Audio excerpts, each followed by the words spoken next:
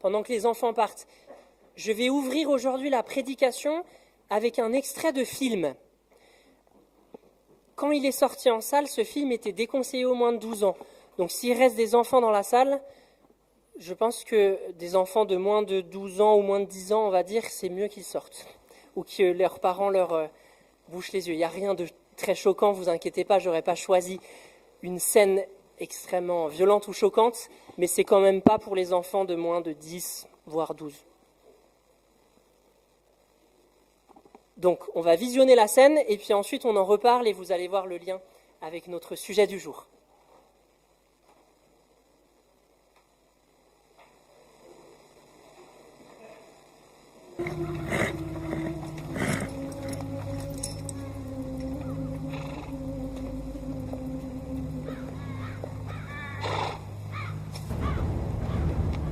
Jour faste pour les corbeaux. Je veux que ton armée quitte mes terres. Mais j'aime tes terres. Je pense m'y installer. J'aime aussi tes soldats. Jamais ils ne combattront pour toi. C'est ce que les Messéniens disaient. Ainsi que les Arcadiens. Et les Épiriens aussi. Aujourd'hui, tous se battent pour moi. Tu ne peux contrôler le monde, Agamemnon. Il est trop vaste, même pour toi. Je ne veux pas assister à un autre massacre. Réglons cette guerre selon la vieille méthode. Que ton meilleur guerrier combatte le mien. Et si c'est le mien qui l'emporte? Nous quitterons la Thessalie pour toujours. Agrius!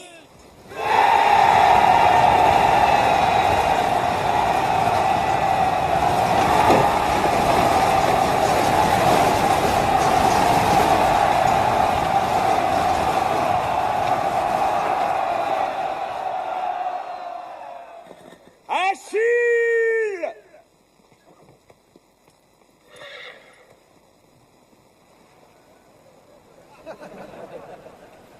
Boagrius fait cet effet à beaucoup de héros. Garde-toi de celui que tu insultes, vieux roi. Mon roi! Achille est signalé absent. Où est-il? J'ai envoyé un enfant le prévenir.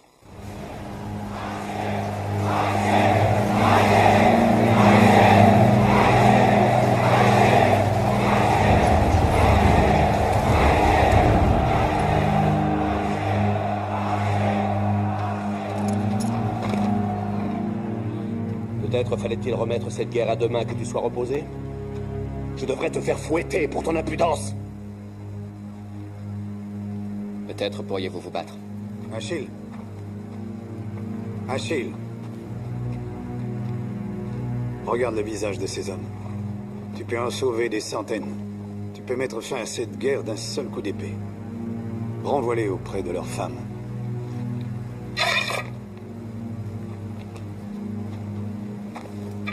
Imaginez un roi livrant ses propres batailles. Ça serait mémorable. De tous les seigneurs de guerre aimés des dieux, c'est lui que je hais le plus.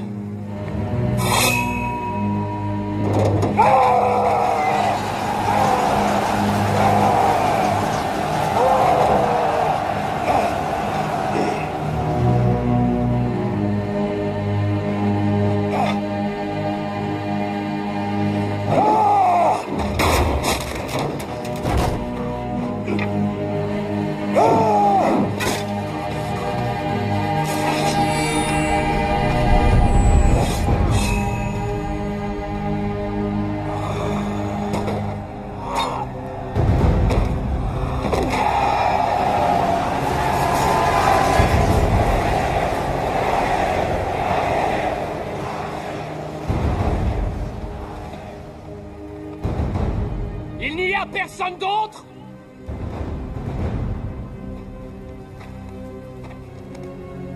Il n'y a personne d'autre?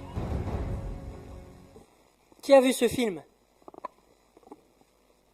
Ah, quelques-uns quand même. Qu'est-ce que c'est? 3. C'est ça, c'est le film 3 de Wolfgang Petersen qui est sorti en 2004. Ça m'a fait mal au premier culte de voir que les plus jeunes ne l'avaient pas vu. Un film de 2004, ça y est, c'est déjà un film de vieux. Est-ce que cette scène vous rappelle une scène biblique? Laquelle? Comment? David et Goliath, absolument. Qu'est-ce qui vous fait penser à David et Goliath? Quels sont les points communs entre ce qu'on vient de voir et le récit biblique de David et Goliath? Qu'est-ce qui permet de rapprocher les deux? La taille de Boagrius dans le film, la taille de Goliath dans le récit qu'on va lire. Le don d'Achille, pourquoi? Pourquoi et en quoi ça fait référence à David? C'est intéressant. Béni des dieux, il y a une affaire de Dieu, ouais. Comment? Le grand guerrier, ouais, on l'a dit, Goliath, Boagrius ici. Comment? Il est choisi, chaque armée choisit son champion. Nous aussi, on va avoir ça dans le texte qu'on va lire. Ce pas deux armées qui se battent, mais elles sont représentées par leurs champions qui se battent au nom de toute l'armée. Il n'a pas peur, Achille, comme David qui n'a pas peur en face de Goliath. Un seul coup, comme David, c'était pas avec une épée, David, mais c'était un seul coup. Là aussi, Achille, c'est un seul coup d'épée. Il n'était pas là, il devait venir, bien vu. Exactement. La lignée de Dieu, ouais. Ouais. Inversement, dans l'ordre chronologique, tout à fait. Dieu descendra de David. Les différences maintenant. Qu'est-ce que vous voyez comme différence entre notre texte de David et Goliath et la scène que vous venez de voir? Qu'est-ce qui n'est pas pareil? Alors, l'armure, les armes, David n'avait pas d'armure alors que là, Achille en a une. Les armes ne sont pas les mêmes. Achille se bat avec une épée et un bouclier alors que David n'avait ni épée ni bouclier. David n'était pas le meilleur guerrier alors que là, Achille, c'est le meilleur guerrier. Exactement, ça c'est une différence fondamentale sur laquelle on va revenir. Est-ce que vous voyez autre chose? L'orgueil, exactement. Et ça aussi, on va en reparler parce que ça c'est fondamental. Achille fait preuve d'un orgueil affreux dans cette scène. Ce n'est pas le cas de David. On va y revenir. L'épée, ouais, on l'a dit. David a utilisé une pierre avec une fronde et pas une épée, contrairement à Achille ici, ouais. Manque de respect au roi, alors que David va être très respectueux, non seulement dans ce texte, mais dans les textes qui suivront, envers son roi Saül, qui pourtant est son ennemi, mais il restera très respectueux envers lui. Exactement. Achille, il est du côté des envahisseurs. David, il est du côté de l'armée agressée, et pas du côté de l'armée agresseur, exactement. Excellent. Quelqu'un voulait ajouter? L'âge? Ouais. Ouais, Achille, bon, et Brad Pitt, il était jeune là encore, hein. C'était il y a 20 ans. Maintenant, il est plus comme ça, hein. Mais c'est vrai, David était très jeune, on nous dit, on ne sait pas exactement quel âge dans le texte. Alors, comme le texte est très long, 54 versets dans la Bible, qui nous racontent ce texte de David et Goliath, je ne vais pas faire comme d'habitude, je ne vais pas lire tout le texte et ensuite passer à la prédication. On va lire le texte par petits bouts en 4 fois, et à chaque fois, je ferai quelques commentaires. Et on commence tout de suite en lisant les 11 premiers versets d'1 Samuel chapitre 17. 1 Samuel 17, les 11 premiers versets. Les Philistins mobilisèrent leurs troupes pour une expédition guerrière. Ils se rassemblèrent à Soko en Juda et dressèrent leur camp entre Soko et Azekah à Éphes-Damim. Saül, de son côté, rassembla les hommes d'Israël et ils campèrent dans la vallée du Chêne. C'est là qu'ils prirent position en ordre de bataille face aux Philistins. Ceux-ci occupaient un versant de la montagne et les Israélites le versant de la montagne qui lui faisait face. La vallée séparait les deux armées. Alors un champion sortit du camp des Philistins et s'avança vers Israël. C'était un géant mesurant près de 3 mètres, nommé Goliath, originaire de Gath. Il était revêtu d'un casque de bronze et d'une cuirasse à écailles en bronze, pesant une 60aine de kilos. Ses jambes étaient protégées par des plaques de bronze et il portait en bandoulière sur ses épaules un javelot de bronze. Le bois de sa lance avait la grosseur d'un cylindre de métier à tisser. Le fer de lance à lui seul pesait près de 7 kilos. Il était précédé d'un homme qui portait son bouclier. Il se campa face aux troupes israélites et leur cria « Pourquoi vous êtes-vous rangés en ordre de bataille ? Moi, Je suis le Philistin, et vous, les esclaves de Saül. Choisissez parmi vous un homme, et qu'il m'affronte en combat singulier. S'il peut me battre, et qu'il me tue, alors nous vous serons assujettis. Mais si c'est moi le vainqueur, et si je le tue, c'est vous qui nous serez assujettis, et vous serez nos esclaves. » Puis il ajouta, « Je lance aujourd'hui ce défi à l'armée d'Israël. Envoyez-moi un homme, et nous nous affronterons en combat singulier. » Quand Saül et toute son armée entendirent ces paroles du Philistin, ils furent démoralisés et une grande peur s'empara d'eux. Amen. On a un homme dans ce texte originaire de Gath qui se détache de l'armée philistine. On nous dit qu'il mesure près de 3 mètres. Alors il devait être très très grand, mais ce n'est pas impossible dans la mesure qu'il y ait ici une exagération. Je vous avais déjà montré dans d'autres chapitres d'un Samuel les figures d'exagération qu'il y avait. Donc ce n'est pas impossible qu'ici aussi on ait une figure d'exagération. En tout cas, c'est quelqu'un à la carrure impressionnante. Le poids de son armure, 60 kilos. La taille de sa lance, avec un fer de lance de 7 kilos. Qui peut courir, marcher, se battre, manier des armes avec une armure de 60 kilos sur lui? Qui peut manier une lance dont le fer pèse 7 kilos? Le texte ne le dit pas, mais il est possible que Goliath soit un Anakim, et non un Anakin, j'ai fait la faute lors du premier culte. Il est possible que Goliath soit un Anakim, c'est-à-dire un des descendants d'Anak, qui sont mentionnés plusieurs fois dans la Bible, et qui étaient géants. Et c'est intéressant, parce que c'est d'ailleurs ces descendants d'Anak qui avaient effrayé les espions hébreux plusieurs générations auparavant, les espions qui avaient été envoyés explorer le pays sur l'ordre de Moïse avant la conquête. Et ils reviennent et ils sont paniqués. Ils disent, on a vu des géants, des descendants d'Anak, on ne va jamais y arriver. Et ils transmettent la panique à tout le peuple. Et tout le peuple se met à critiquer Moïse, Aaron et même l'Éternel. En Josué 11, on nous dit que Josué a battu ces descendants d'Anak, mais que quelques-uns ont survécu et se sont réfugiés dans les villes de Gaza, de Gath, et d'Ashdod. Donc le texte ne le dit pas, donc on ne peut pas être certain, mais il n'est pas impossible que Goliath soit un descendant d'Anak. Et si c'est le cas, il n'est pas seulement très impressionnant, il est également le signe de ce qui a effrayé les Israélites plusieurs générations auparavant, au moment où ils allaient entrer dans le pays pour le conquérir. Et donc en ce sens-là, le signe de l'épreuve de la foi des Hébreux. Et d'ailleurs, dans la scène qui nous est racontée ici, Saül et toute son armée sont complètement démoralisés et saisis d'une grande peur en entendant le défi lancé par Goliath. Peut-être que dans nos vies aussi, les circonstances qui nous dépassent et qui nous submergent sont parfois une mise à l'épreuve de notre foi. Comme si la question nous était posée, mets-tu ta confiance en Dieu ou dans tes propres ressources? T'appuies-tu sur l'Éternel ou bien sur tes propres forces et compétences? Rien que par cet angle de notre texte, et on l'a déjà dit tout à l'heure, la scène qui nous est racontée en 1 Samuel 17 est très différente du combat entre Achille et Boagrius. Ce Goliath de notre texte, malgré tout, propose un combat singulier à l'armée de Saül, à la manière de ce qu'on vient de voir dans l'extrait du film 3, et il en explique les règles. Le gagnant fait gagner toute son armée, et l'armée vaincue devient esclave de la nation victorieuse. Et à cette époque, ça on le voit un tout petit peu dans le film aussi, même si ce n'est pas très explicite dans cette scène, à l'époque de David et Goliath, on considérait que c'était les dieux qui décidaient de l'issue du combat entre les deux champions. Et c'est bien le cas dans notre texte. Dans la suite, que je n'ai pas encore lue mais qu'on va lire bientôt, David affirme que c'est l'Éternel qui le délivrera, versets 37, 45 et suivants, et Goliath, lui, maudit David par ses dieux.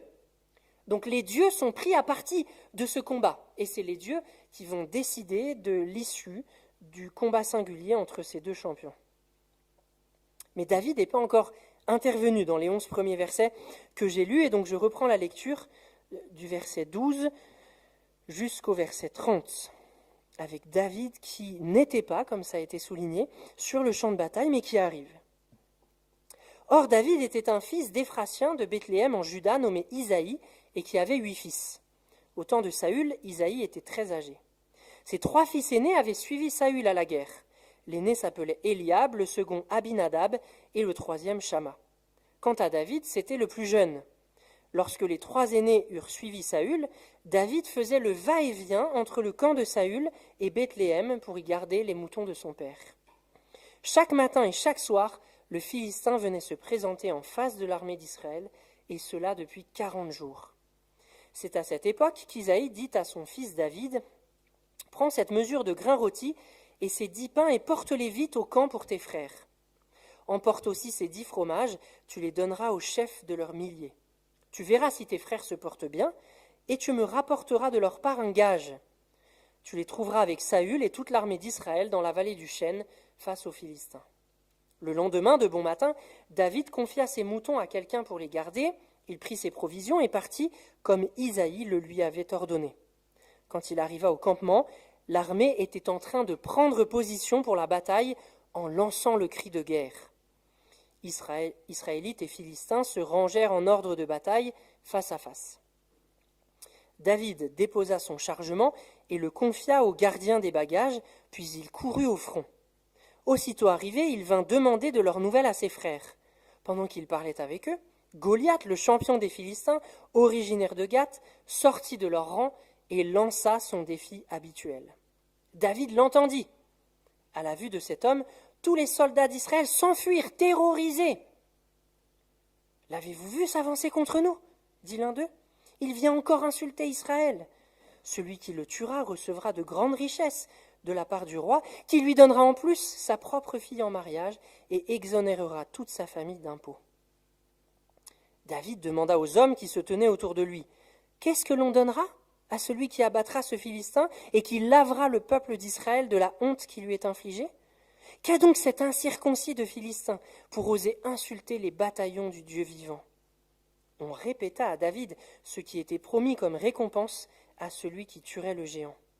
Lorsque son frère aîné Éliab l'entendit discuter avec les soldats, il se mit en colère contre lui et lui dit « Que viens-tu faire ici ? À qui as-tu laissé nos quelques moutons dans la steppe ?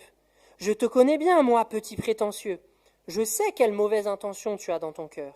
Tu n'es venu que pour voir la bataille. » David lui répondit « Eh, qu'est-ce que j'ai fait de mal ? Est-ce que je n'ai plus le droit de parler maintenant ?» Puis il tourna le dos à son frère et alla se renseigner auprès d'un autre soldat, et on lui fit la même réponse que la première fois. Amen. Le défi lancé à l'armée de Saül est de taille, c'est le cas de le dire. Goliath lance son défi matin et soir pendant 40 jours, à la face des soldats israélites. C'est de l'intimidation, du harcèlement, et tout le monde est mort de peur. Et il y a un petit gars qui n'est même pas de l'armée, qui entend ça, alors qu'il était juste venu prendre des nouvelles de ses 3 frères aînés, et surtout leur amener des provisions. Il entend le défi lancé par Goliath au petit matin, il entend son mépris et ses insultes, il entend aussi la récompense que Saül a promis à celui qui le vaincrait, des grandes richesses, la fille du roi en mariage et une exonération d'impôts pour toute sa famille. Et ce petit gars, qui n'est même pas soldat, est le seul qui n'est pas terrorisé. Pourquoi ? Tous les autres avaient de l'expérience militaire, mais ils avaient tous peur. Lui qui n'a aucune expérience militaire est le seul qui n'est pas terrorisé. Pourquoi ? Parce qu'il a une lecture théologique de la situation. Il met en œuvre, David, le principe rappelé par Dieu à Samuel au chapitre précédent. L'homme ne voit que ce qui frappe les yeux, mais l'Éternel regarde au cœur. L'homme ne voit que ce qui frappe les yeux, mais l'Éternel regarde au cœur. Il comprend, par la foi, par sa lecture théologique de la situation, qu'en insultant Israël, Goliath est en train d'insulter les bataillons du Dieu vivant. Et donc, il n'a pas peur. Il ne regarde pas qu'avec ses yeux. Il fait une lecture de la situation à partir de sa foi. Que va donc faire notre petit gars à la lumière de sa foi et de sa lecture théologique ? Je reprends la lecture au verset 31 jusqu'à 40. Ce que David avait dit se propagea rapidement et parvint jusqu'aux oreilles de Saül, qui aussitôt le fit venir. David lui dit que personne ne perde courage à cause de ce Philistin. Moi, ton serviteur, j'irai et je le combattrai. Mais Saül lui répondit, tu ne peux pas aller lutter contre ce Philistin, tu n'es qu'un gamin, alors que lui, c'est un homme de guerre depuis sa jeunesse. David répondit à Saül, « Quand ton serviteur gardait les moutons de son père, et qu'un lion ou même un ours survenait pour emporter une bête du troupeau, je courais après lui, je l'attaquais, j'arrachais la bête de sa gueule, et si le fauve se dressait contre moi, je le prenais par son poil, et je le frappais jusqu'à ce qu'il soit mort. Puisque ton serviteur a tué des lions et même des ours, il abattra bien cet incirconcis de Philistin comme l'un d'eux, car il a insulté les bataillons du Dieu vivant. » Puis David ajouta, et ça c'est fondamental, « L'Éternel qui m'a délivré de la griffe du lion et de l'ours me délivrera aussi de ce Philistin. » Finalement, Saül dit à David, « Vas-y donc, et que l'Éternel soit avec toi. » Puis il lui fit revêtir sa propre armure, il lui fit mettre un casque de bronze et endosser sa cuirasse. Par-dessus son équipement, David ceignit aussi l'épée de Saül, puis il essaya de marcher, mais il n'y parvint pas, car il n'en avait pas l'habitude. Alors il dit à Saül, « Je ne peux pas marcher avec tout cet équipement, car je n'y suis pas entraîné. » Puis il se débarrassa de tout, il prit son bâton en main et choisit dans le torrent 5 cailloux bien lisses qu'il mit dans le sac de berger qui lui servait de besace, et sa fronde à la main, il s'avança vers le Philistin. Saül, qui après négociation avec David accepte de l'envoyer se battre contre Goliath, tente de lui prêter son armure, son casque et sa cuirasse. La scène est tout à fait ironique. Saül est un guerrier, David non, mais c'est David qui est envoyé au combat. David n'a pas d'armure, alors Saül tente de lui prêter la sienne, mais David n'arrive même plus à marcher avec tout cet équipement. Une armure, c'est lourd, même si l'armure de Saül ne pèse pas les 60 kilos de celle de Goliath, c'est lourd, et il faut de l'entraînement pour être prêt à combattre en portant tout cet attirail. Et David n'arrive pas à marcher avec, il s'en débarrasse donc et part au combat avec son bâton de berger, sa fronde. Vous savez, une fronde, c'est une arme qui est tissée, qui fonctionne un peu comme un lance-pierre, mais le lancer n'est pas tout à fait pareil. C'est tissé, on met une pierre dedans, on la fait tourner, et après on lâche pour lancer la pierre. Voilà avec quoi David part. Un bâton de berger, une fronde et son sac, dans lequel il a mis 5 cailloux. Il y a une ironie très forte dans le contraste entre l'accoutrement de Goliath et celui de David, qui part le combattre avec rien. Et il y a même une certaine ironie entre Saül et David, pas seulement entre David et Goliath, mais également entre Saül et David. Saül est le roi de l'armée d'Israël qui aurait dû conduire son peuple non seulement dans les batailles, mais dans la foi en l'Éternel. Et il se fait détrôner par ce jeune berger qui n'a aucune expérience, qui part au combat envers le champion d'en face, qui terrorise tout le monde depuis 40 jours avec rien. Un bâton, une fronde et 5 pierres. Comment le combat va-t-il alors se dérouler dans de telles conditions? Je reprends la lecture au verset 41 jusqu'au verset 54, et c'est notre dernière lecture ce matin. Goliath, précédé de son porte-bouclier, s'avança vers David. Il l'examina, et lorsqu'il vit devant lui un jeune homme roux et de belle figure, il le regarda avec mépris, et lui lança « Est-ce que tu me prends pour un chien, pour venir contre moi avec un bâton ?» Puis il le maudit par ses dieux. « Approche un peu, ajouta-t-il, pour que je donne ta chair à manger aux oiseaux du ciel et aux bêtes des champs. » À quoi David répondit, « Tu marches contre moi avec l'épée, la lance et le javelot, et moi je marche contre toi au nom de l'Éternel, le Seigneur des armées célestes, le Dieu des bataillons d'Israël, que tu as insulté. Aujourd'hui même l'Éternel me donnera la victoire sur toi, je t'abattrai, je te couperai la tête, et avant ce soir, je donnerai les cadavres des soldats philistins à manger aux oiseaux du ciel et aux bêtes sauvages de la terre. Alors toute la terre saura qu'Israël a un Dieu. Et toute cette multitude assemblée saura que ce n'est ni par l'épée ni par la lance que l'Éternel délivre, car l'issue de cette bataille dépend de lui, et il vous livre en notre pouvoir. » Aussitôt, le Philistin se remit à avancer en direction de David, qui de son côté se hâta de courir vers la ligne ennemie au devant du Philistin. David plongea la main dans son sac, en tira un caillou et le lança avec sa fronde. Il atteignit le Philistin en plein front. La pierre pénétra dans son crâne et il s'écroula, comment ? La face contre terre, comme Boagrius. Ainsi, sans épée, avec sa fronde et une pierre, David triompha du Philistin en le frappant mortellement. Alors il se précipita sur son adversaire, saisit l'épée de celui-ci, la tira de son fourreau, acheva l'homme, puis il lui trancha la tête. Quand les Philistins virent que leur héros était mort, ils prirent la fuite. Les soldats d'Israël et de Juda s'élancèrent en poussant des cris de guerre et poursuivirent les Philistins jusqu'aux abords de la vallée et jusqu'aux portes d'Écron. Les cadavres des ennemis jonchèrent la route de Shaharaïm jusqu'à Gath et Écron, et au retour de cette poursuite acharnée, les Israélites pillèrent le camp des Philistins. David prit la tête du Philistin et la fit porter à Jérusalem. Il déposa ses armes dans sa propre tente. Amen.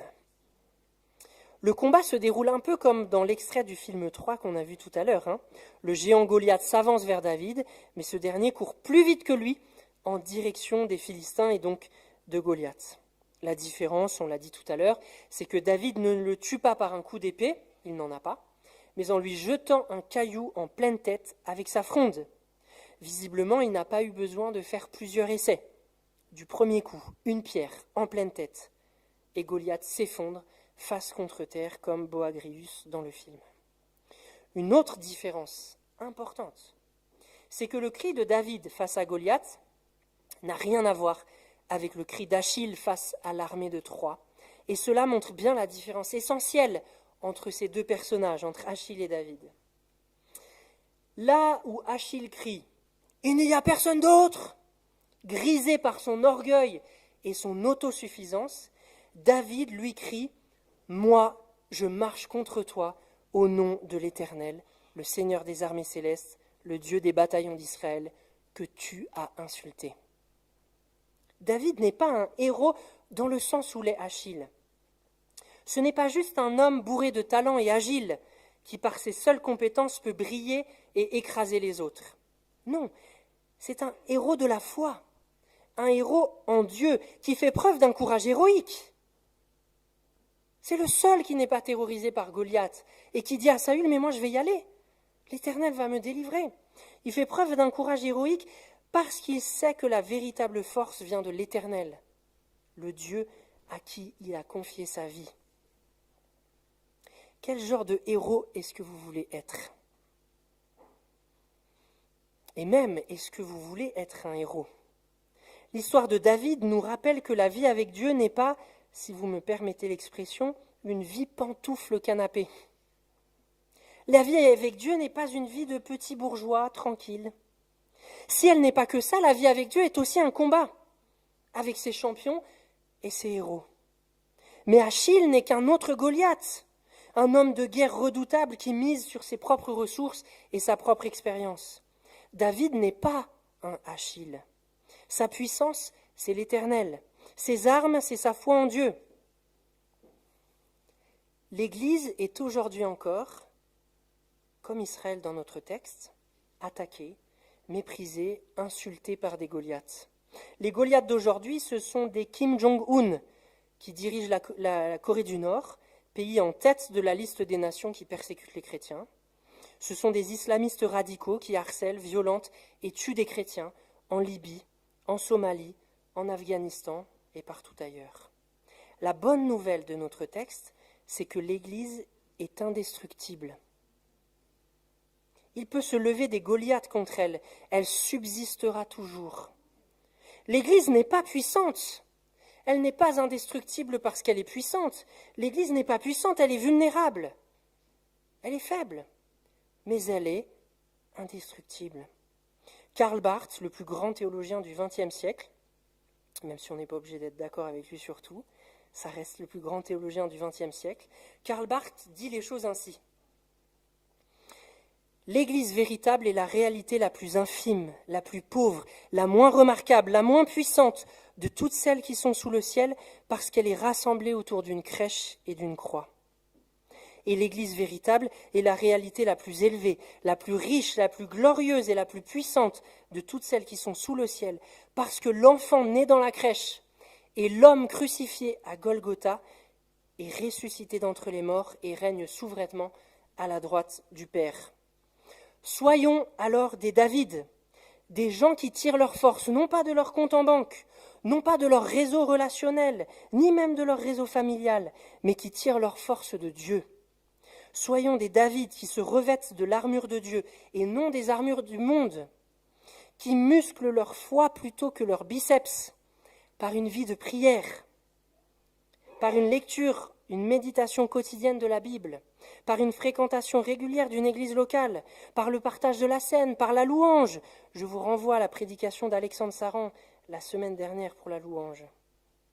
Non pas parce que venir chaque dimanche au culte, prier chaque jour et lire la Bible nous rendra automatiquement plus forts, sinon ça serait re-rentrer dans une logique de Goliath, mais parce que tout ce que j'ai mentionné, ce sont là les moyens que Dieu nous a donnés pour que nous nous souvenions chaque jour que la force véritable est en lui, et pour que nous soyons prêts chaque jour à lire les situations de nos vies théologiquement et à dire « Moi, je marche au nom de l'Éternel ». Le monde a besoin de nouveaux David, des hommes et des femmes, prêts à mouiller la chemise pour le royaume. Amen. Je vous invite à prier.